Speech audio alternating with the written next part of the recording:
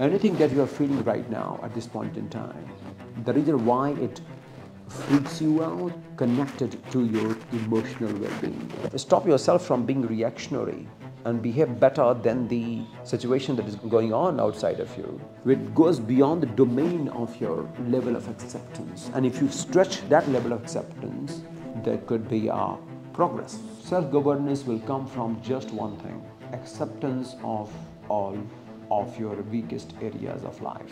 So if you could just start thinking from this perspective, wherein you are able to challenge your own self, when no longer there is any influence of any senses in any way, that is the self-governance.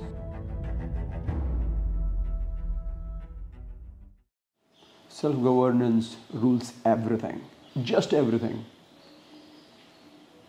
If you cannot govern yourself, you can govern nothing. It is the path that is taken by the most difficult one. And the most difficult one makes the cut. Are you the one? You want to govern a country, or a community, or a family. But if you cannot govern yourself, there would nothing be under your control, under your governance. And that governance that is regulated by the self comes after acceptance of all vulnerabilities. The point where you feel the weakest, the most enfeebled, the weakest point from where you think you would just crash. Everything will just fall apart. What is the thing that you think, if taken away, will devastate you? What is that one thing? And if you could take control of that, it means that you have accepted the most vulnerable zone of your area as something to overcome. So look at that one specific area that frightens you the most. If that is accepted as it is, there would be a massive transformation in your life. Anything that you are feeling right now at this point in time, the reason why it freaks you out is connected to your emotional well-being. It exudes some level of emotion which you cannot accept.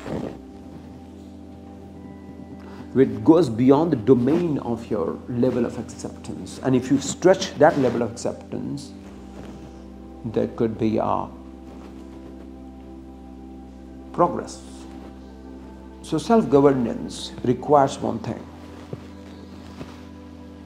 Self-governance will come from just one thing: acceptance of all of your weakest areas of life, where you are the most vulnerable, where you are the most weakest, where you give it up, where you succumb under the pressure of something. And that something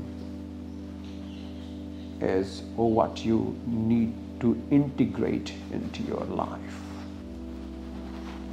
Unless that is not part of your life, self-governance is not possible. And those who cannot be restrained of the things of which the mass consume about 80% of their energy, they would not be able to create the impact which 20% do in the world. And if you want to be those 20% of the people, out of which I'm sure that only few percentage, let's say 2%, are the most prominent one, and 80% of them will be governed by those who are self-governed human beings. It has always been like this. So if you could face up to the challenges and not be dictated by that provocative challenge that makes you act out of your emotion, if you are able to cut yourself off from that highly effusive emotional state and behave out of your emotional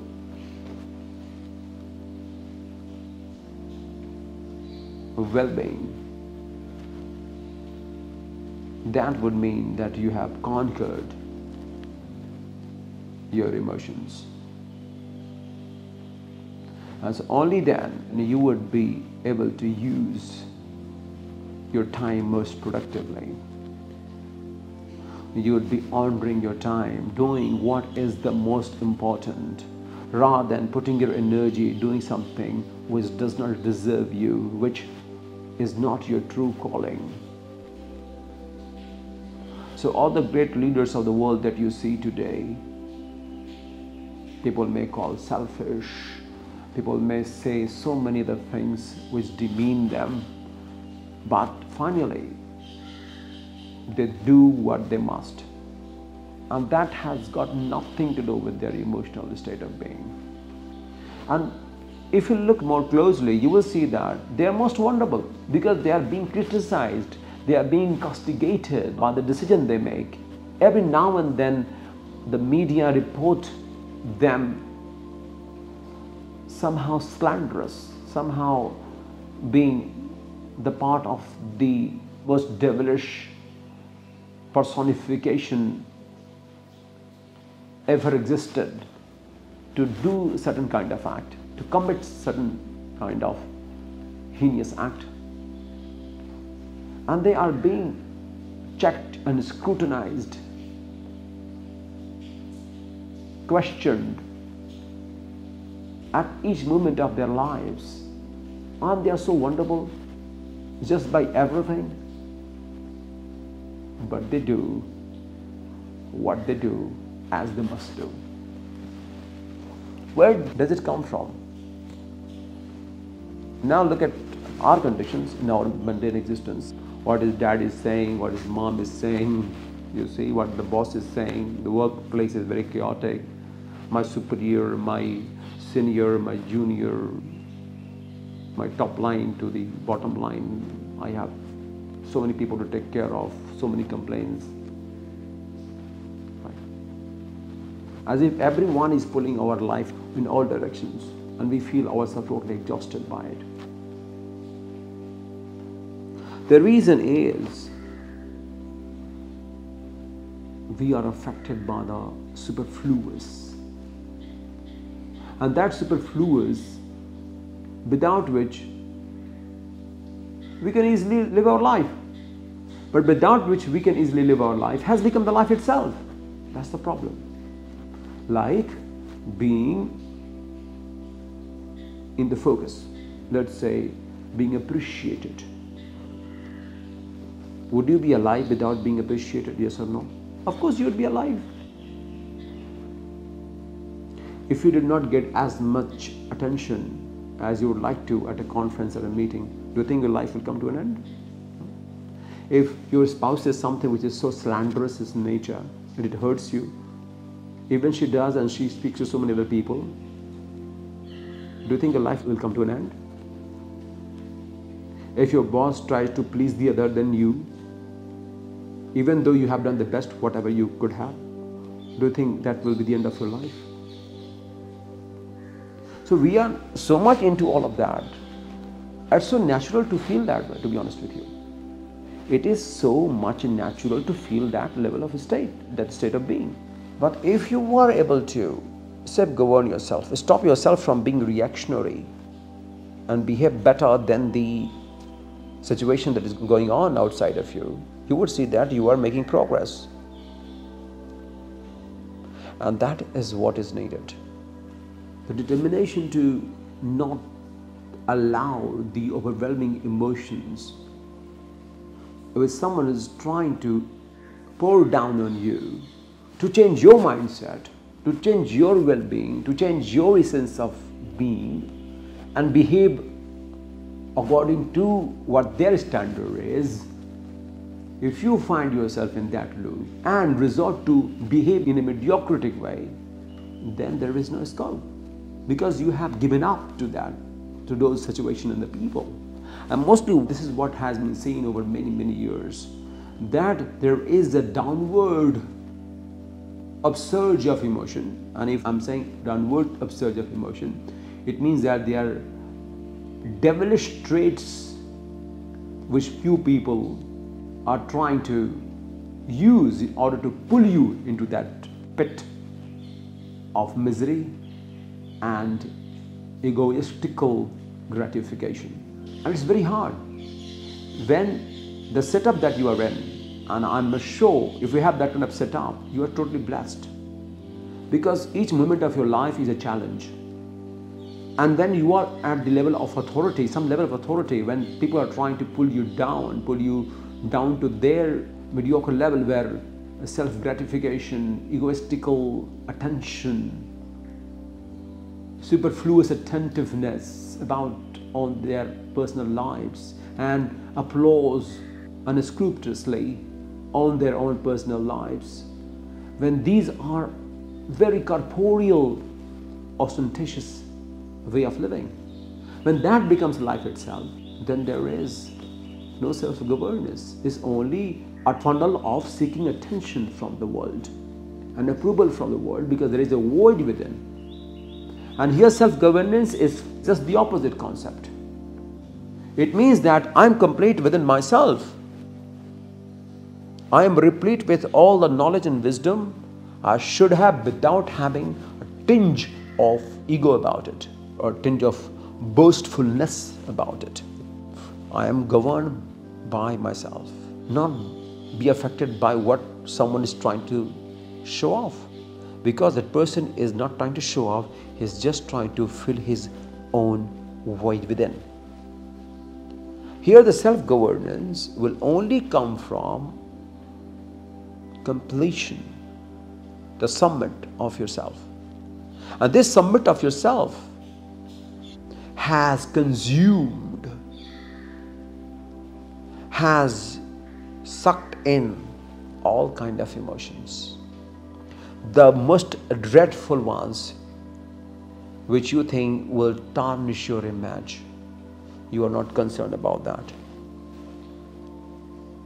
In fact, what you do is, I will tell you one very unfathomable trait of a higher human beings, and you will be really shocked by that. May I tell you?